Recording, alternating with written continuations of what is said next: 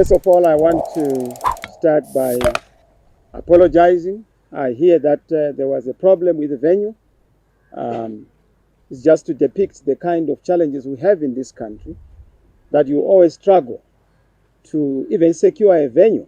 I'm told that most of the hotels have been threatened and have been put on notice that if you are going to tolerate the CCC, and in particular Mr. Chamisa, in his programs, there will be trouble. So I must apologize because we're supposed to start right on time. Colleagues, ladies and gentlemen, fellow citizens, I come to you on this wonderful afternoon to deliver my statement following the erroneous, criminal, illegal ZEC announcement of a false result that confirms Mr. Mnangagwa as the leader of our country. I must say that, fellow citizens, fellow Zimbabweans, you voted, and you voted overwhelmingly for change, even against all odds. Something that has never happened in the history of our country, that you are forced to embark on night vigils as you wait to cast your vote. But I would like to thank all of you, citizens of Zimbabwe and the citizens of the world, particularly the citizens of Zimbabwe. You showed resilience, patience, commitment, and calmness, even in the face of unparalleled provocation.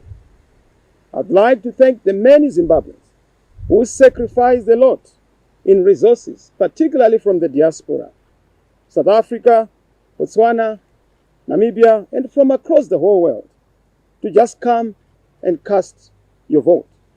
You carried this campaign. Colleagues in the diaspora were and continue to be the source of our funding. You carried our budget, and we're so proud that you provided the resources for the polling agents, for the polling processes, and even for our own campaign. Thank you for your commitment.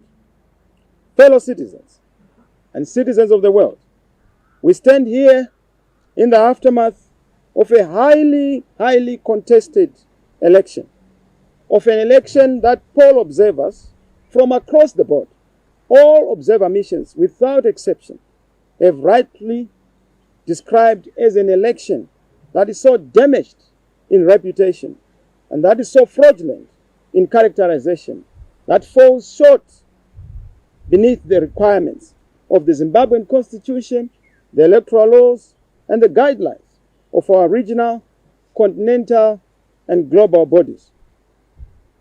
However, despite all these obstacles and impediments, these abuses, this election also unleashed a wonderful moment, a surge in resilience and hope from you, the Zimbabwean people. Some of you walked for dozens of kilometers.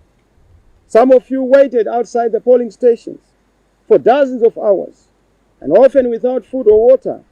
Some of you braved illegal intimidation and threats that no free person should have been subjected to or could endure. I also want to particularly note that one Zimbabwean died in the queue as he waited to vote in Warren Park. May his soul rest in peace. I honor that legend. It must never happen in a proper democracy that a person would perish on account of wishing and wanting to exercise their vote. But guess what? You endured, particularly in Harare, in Bulawayo, and in Manicaland, areas and regions that are perceived to be our strongholds. Voting was suppressed. They didn't want you to vote. In the rural areas where they were voting, they were forcing them and intimidating them, commanding them to vote for ZANU-PF or face death. That command voting is illegal. That command voting shall be challenged. I can tell you of Nyanga North, where you had over 3,500 assisted voters. That has never happened. ZANU-PF had their own primary elections. There was not a single assisted voter in that primary election. And guess what? 5,000 people voted. Now, over 15,000 people voting, but 3,500 assisted voters. Why are they assisted voters? Because they were forced to say, go and tell those who are conducting the polling that you are not able to read or write and you can't vote for yourself, so that we vote for you. We don't trust you. Those votes are votes that would ordinarily have gone to the alternative. Must say in a nutshell, what I've said, ladies and gentlemen, the election process in Zimbabwe was shamelessly flawed, violated the constitution of Zimbabwe, as well as the electoral laws of our republic.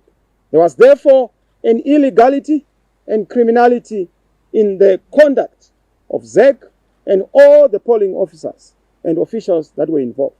The election process was fraught with unprecedented illegalities, irregularities, and encyclopedic opaqueness and forces of darkness, particularly FAS, which has become a spooky, ghosty, and shadowy organization that takes instructions from those spooky headquarters. The election process itself fell far short of the SADC guidelines on elections and international electoral guidelines. And you know that this was a pronouncement of the observer missions, and we concur with that observation. Notwithstanding all this, you voted for a president of your choice. You voted for representatives of your choice at parliamentary level and at council level. And I want to thank you and congratulate you for that resilience, particularly across the whole country, especially in the urban areas and in the rural areas. There are people who are so courageous. They stood and they were able to stand toe-to-toe to the intimidation of FAS and other institutions like ZANU-PF, the terrorist organization, to be able to cast their vote. It was like a war zone. It was like a situation where they have to brave it, particularly in circumstances of intimidation and terror. Let me say that the Electoral Board, ZEC, regrettably and once again failed to perform its constitutional mandate by not announcing the correct and the accurate results. Notwithstanding the flaws of the election, genuine results should have been announced. And we have the genuine result because we are working on the V11s. But they used the V23. And the result from the V23 is not tallying with the results on the V11s, particularly for the president, showing you that it was a doctored, it was an iron data configured by FAS, because the results from the polling station were transmitted to the FAS headquarters via the presiding officer. And this is common cause. And that became our biggest problem. And I've listened, I've watched. Some people are saying, well, there are no V11s. V11s are there. We deployed across the whole country. We were sufficiently represented, even though some of our polling agents were chased away, intimidated, and violated, particularly in Mashonaland Central and Mashonaland East, because those are terror zones where people don't exercise their vote. In fact, in Mashonaland Central, I was getting testimonies that people were saying, we did not vote. It was not an election. It was a coercion. So we are still waiting for an election. This one, we're just coerced to vote for ZANU-PF. So it is important that whoever is to sit on the throne of government in this country is aligned in legitimacy. And this can only be achieved through respecting what the people voted for, even in an unfree and unfair election such as this one. But more importantly, we want to resolve permanently, comprehensively, and eloquently the problem of disputed elections in Zimbabwe. Until we resolve this issue, we will continue to have a vicious cycle of disputed elections. But for us to be able to move forward, we need to find a permanent answer to electoral reforms going forward, so that elections mean peace. Elections mean credibility. Elections mean legitimacy. As we speak, elections mean war. Elections mean intimidation. That cannot be a civilized affair. That cannot be a civilized expectation. We went into this election conscious of the electoral environment process, particularly the flawed nature of our electoral process. And we're very fine with that. We made a conscious decision. We knew that we were going into a flawed process. We were jumping into a sewer pond. And we knew that we would not come out there without smelling. Yes, we are smelling, but we never budgeted for this kind of smell that we have taken, particularly the announcement of a false result. We had a flawed voter registration process, a flawed delimitation process, we had a flawed nomination process, the double candidates and the FAS concept. We had a flawed voters' flow. We also had a flawed adherence to the law in terms of affixing the voter's roll onto a polling station. We went into the election without all those. We had a flawed ballot. We had a flawed printing of the ballot paper. Can you imagine? People waiting to cast their ballot and they're being told that the ballot paper is being printed. It's in the printing press and wait for it. As it comes, it's still hot. You're supposed to vote. It has never happened. It shows you how shambolic the process was. It was a flawed electoral environment. There was a flawed electoral environment in the sense that there was widespread, particularly in the urban areas, in some parts of the rural areas, widespread suppression of the vote, inflation of the vote, manipulation of the vote, but in rural areas, widespread intimidation of the voters. Why would you need a poll survey at a polling station on a polling day? To do what? To ask what question? But it tells you that we have people who are bizarre, who do not believe in choice and the dignity of the people. They believe in dehumanizing others. And that is an issue to be challenged. And I must say, despite all this, given the assurance that we got from ZEC, we have seen that the election process itself has not passed the test of constitutionality, legality, and legitimacy. You are aware that on the 23rd of August, some people were not allowed to vote. And Harare ended up having a deficit of about 700,000 voters who did not participate in voting. It's legendary.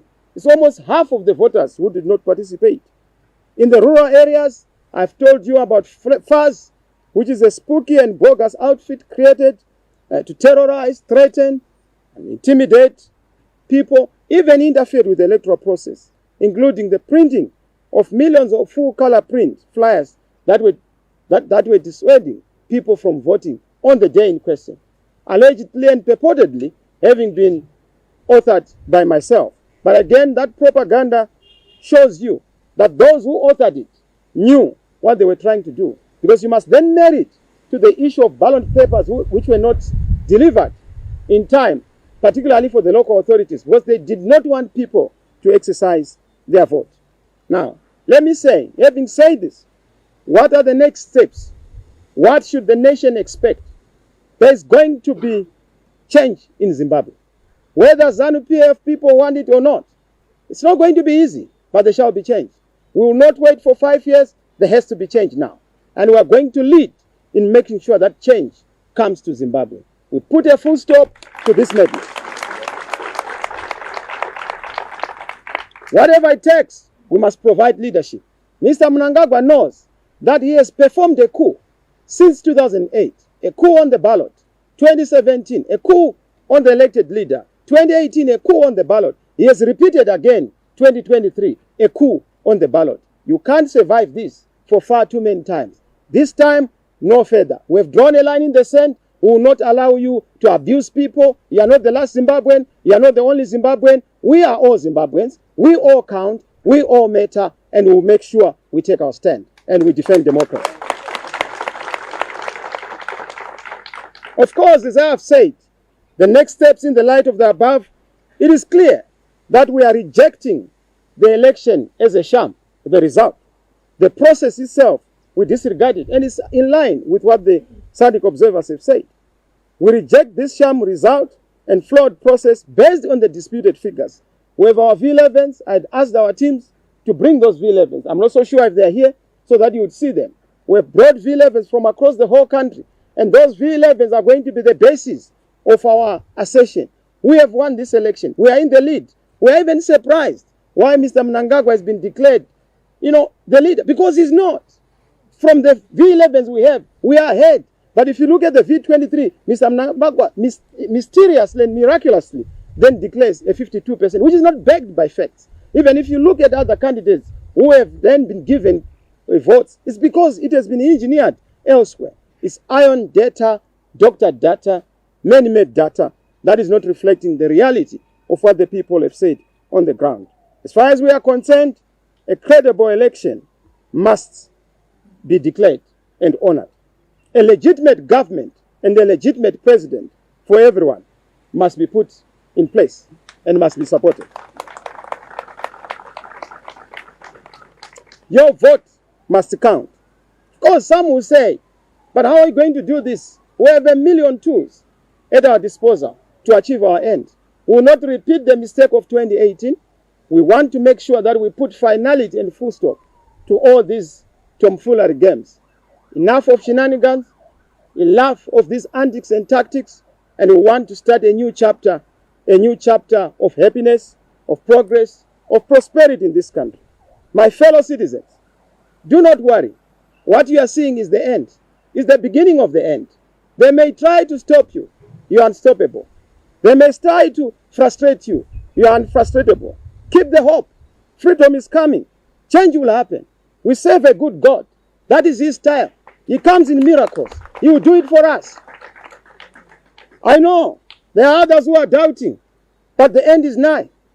I encourage the Church of Zimbabwe, intercessors across the board, across the world, please pray for Zimbabwe as we go into these decisive steps to make sure that we fix aright our country and we restore democracy, legitimacy, peace, sanity, sanctity of human life, respect of each and every citizen.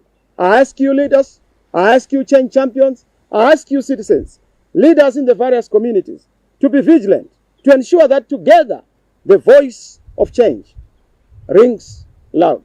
Your voice and your effort shall not be disregarded. We shall not allow that. Let us come together and defend our voice, defend our efforts, defend our liberation ideals. One man, one vote. It must happen.